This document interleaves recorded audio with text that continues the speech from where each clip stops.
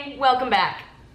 I know I've been inconsistent, on the verge of completely MIA lately, but that's because I am in full-blown Wodapalooza prep right now. It is next week, and the phrase just nearly gave me a heart attack to think it's actually next week. But it's been very exciting, but also very stressful, training for Wodapalooza. It's my first competition like this of any kind. So that's just where all of my energy and focus has been going. Anyway, we're here today. And speaking of training for a competition like this, something that's been on my mind lately has been recovery and optimizing recovery. And I think it's something that a lot of people think about, and a lot of people are trying to figure out like how to recover well and like what the best way to recover is, so that you're properly prepared for all your training and you're not just having a bunch of shitty training days in a row. So today I'm going to be talking about 3 different reasons you're probably not recovering as well as you should be.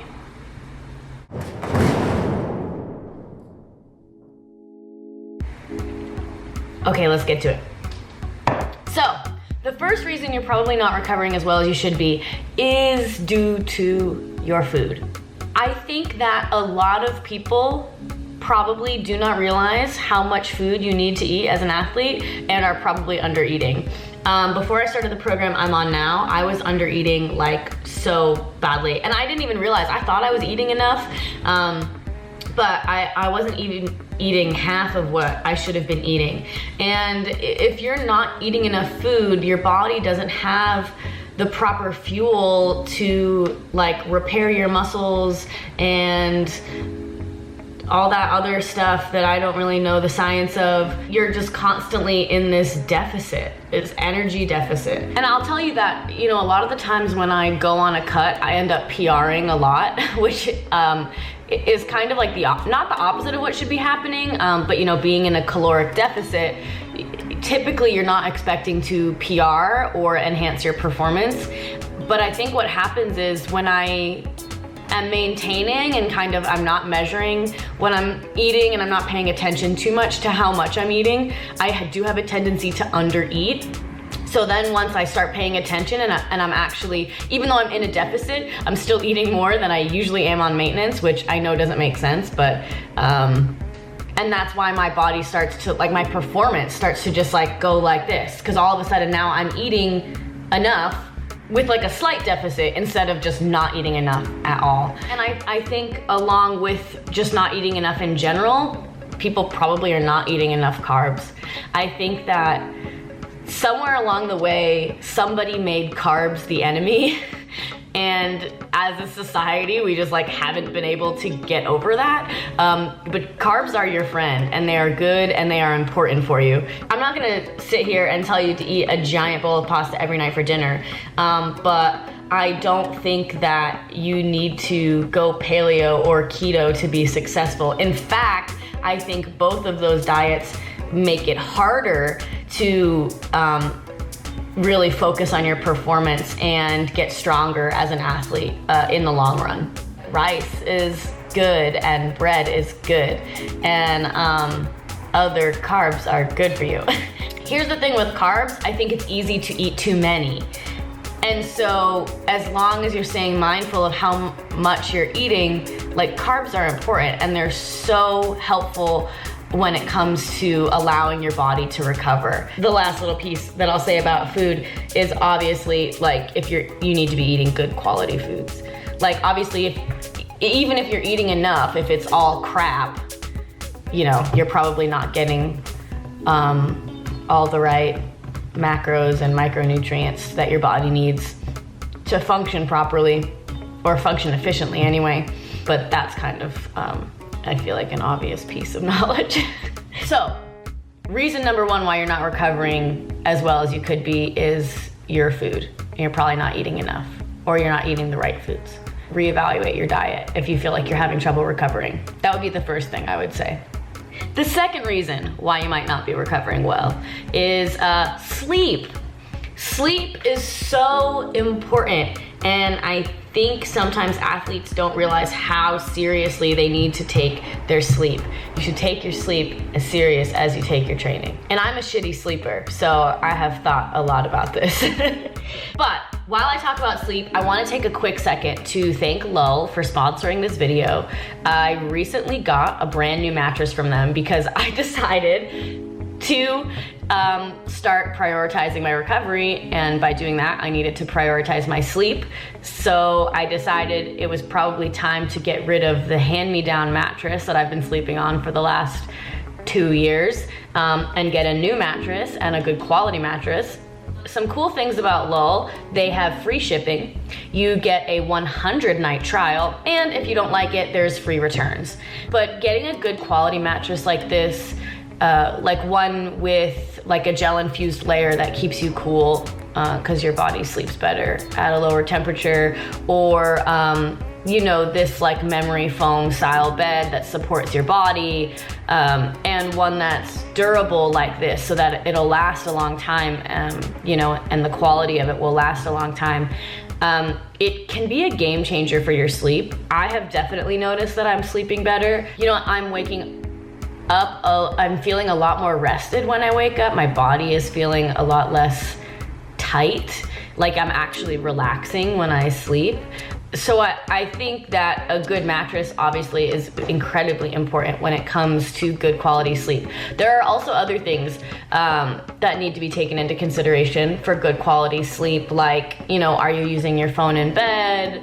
Like, when did you have your last coffee? Like, maybe you need to take a magnesium supplement. I take magnesium for good sleep just because, like I said, I'm a shitty sleeper.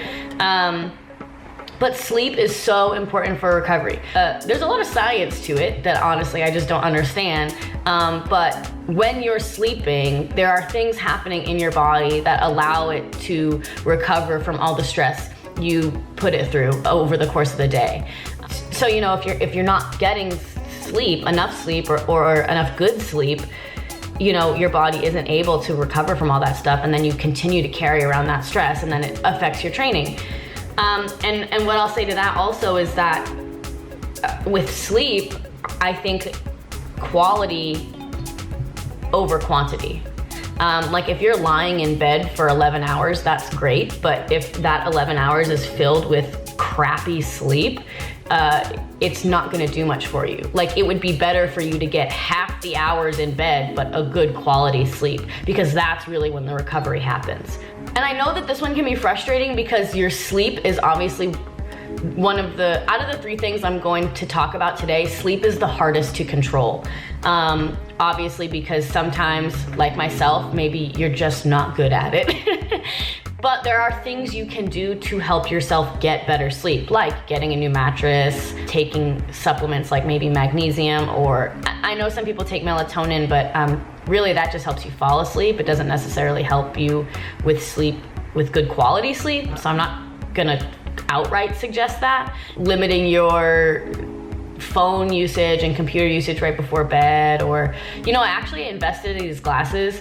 They're called blue blockers, and basically there's these ridiculous orange glasses that I put on my face once, like, I'm not gonna say once the sun goes down because it's starting to go down really early around here, but like an hour or 2 before bed, I'll put on these glasses, and it blocks out all that blue light, like that we now are exposed to from the technology. And I think something happens, like, because the blue light inhibits your natural melatonin release or something like that. Anyway, so if you're really adamant about staying on your phone up until you fall asleep, maybe get some of those glasses. So I know that you can't be 100% in control of your sleep, but there are steps we can take to get better quality sleep. And the better sleep you get, the more recovered you'll be, the more prepared you are for your training the next day. And now, the final and 3rd reason you're probably not recovering as well as you could be: irresponsible training. People are training irresponsibly, and what I mean by this is a couple things. First of all, not warming up with intention, taking care of your body and focusing on like your range of motion and mobilizing and warming up properly obviously is important. But also I see people training high volume just for the sake of high volume. I did 7 WODs today, I'm crushing it.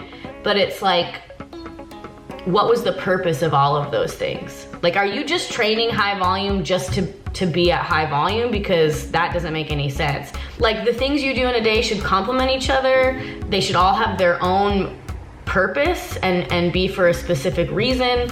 To train at high volume just for the sake of volume is dumb. There's no point to it, you know what I mean? Like, great, you worked out for 5 hours, but like, what did it get you other than just being like tired and wrecked? So don't think that upping your volume is going to make you a better athlete. It's intentionally adding things into your training that serve specific purposes is going to make you a better athlete. It's not about the volume necessarily. But also rest days are so important. I think, when it comes to the internet, people love extremes. I think that's the exciting stuff. Moderation is not exciting, and so moderation doesn't get a lot of retweets. This like idea of like hashtag no days off, has kind of blossomed, but it's actually like pretty irresponsible. You should be taking rest days. So if you're training every single day and you're wondering why you're not recovering well, it's because you're training every single day. Take a day off at least once a week, please, if not twice. I take 2 days off every week. So I think that these are all parts of responsible training. Taking the proper amount of rest days, not overloading your body just for the sake of volume, and like warming up and mobilizing properly and taking care of your body that way. Those are all pieces of what responsible training looks like. And if you train responsibly, your body should be primed to recover well. And then you go home and you get good sleep and you eat a good meal. Many good meals throughout the day. There is so much more that plays into recovery, and I probably could have gone on and on about it and told you a million reasons why you're not recovering well. But I feel like these are probably the 3 main factors that are affecting most people, and also the first 3 things I would look at. If you feel like you're not recovering well, look at your food, then look at your sleep, then look at your training, and if you're training responsibly. I've been taking a hard look at all those things as I get ready for Miami. So yeah, I hope that was helpful for you guys, or interesting or something. Like I said, we are going to Wodapalooza, and I am going to try my best to get you guys some vlogs from Wodapalooza. My dad's coming to watch, so I'm gonna make him my permanent videographer. Because that's honestly the hardest part about sharing these experiences with you guys is, being able to focus on why I'm there. Usually means that I cannot focus on vlogging. But since my dad's there and I don't make him feel bad following me around with a camera, we'll see what I can do for you, okay? If there's certain things you want to see while I'm in Miami, please let me know. I'd be happy to share those things with you. Otherwise, it's just gonna be like 5 days of chaos. And yeah, so that's all I got for you guys today. Thanks for watching, and I'll see you later.